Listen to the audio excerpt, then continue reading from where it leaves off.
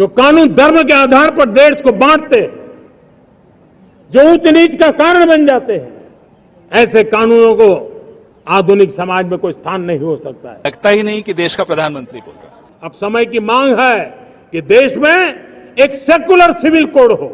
लगता है बीजेपी का एक छोटा मोटा नेता बोल रहा है, ये अच्छी बात नहीं है। हमने कम्युनल सिविल कोड में 75 साल बिताए हैं, अब हमें सेक्युलर सिविल कोड की तरफ जाना होगा। प्रधानमंत्री हैं देश के, उनको अपने पद की मर्यादा का ध्यान रखना चाहिए। मेरे प्यारे देशवासियों, हमारे देश में सुप्रीम कोर्ट ने बार बार यूनिफॉर्म सिविल कोड को लेकर जो चर्चा की है, अनेक बार आदेश दिए हैं, क्योंकि देश का एक बहुत बड़ा वर्ग मानता है और उसमें सच्चाई भी है कि जिस सिविल कोड को हम लेकर के जी रहे हैं, वो सिविल कोड सचमुच में तो एक प्रकार का कम्युनल सिविल कोड है, भेदभाव करने वाला सिविल कोड है।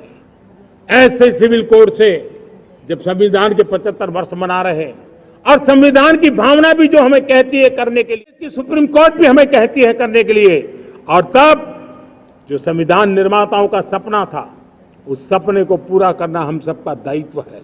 और मैं मानता हूं इस गंभीर विषय पर देश में चर्चा हो, व्यापक चर्चा हो, हर कोई अपने विचारों को लेकर के आए और उन कानूनों को, जो कानून धर्म के आधार पर देश को बांटते हैं, जो ऊंच नीच का कारण बन जाते हैं, ऐसे कानूनों को आधुनिक समाज में कोई स्थान नहीं हो सकता है। और इसलिए मैं तो कहूंगा अब समय की मांग है कि देश में एक सेकुलर सिविल कोड हो। हमने कम्युनल सिविल कोड में 75 साल बिताए हैं, अब हमें सेक्युलर सिविल कोड की तरफ जाना होगा और तब जाकर के देश में धर्म के आधार पर जो भेदभाव हो रहे हैं, सामान्य नागरिक को जो दूरी महसूस होती है, उससे हमें मुक्ति मिलेगी। आप मुझे एक बात बताइए, आम आदमी किसी से बात कर दीजिए, लगता ही नहीं कि देश का प्रधानमंत्री बोल रहा है। लगता है बीजेपी का एक छोटा मोटा नेता बोल रहा है, ये अच्छी बात नहीं है। प्रधानमंत्री हैं देश के, उनको अपने पद की मर्यादा का ध्यान रखना चाहिए। संविधान की शपथ लेते हैं और बाबा साहब अंबेडकर द्वारा बनाया गया कोड, उसको आप कम्युनल कोड कहते हैं।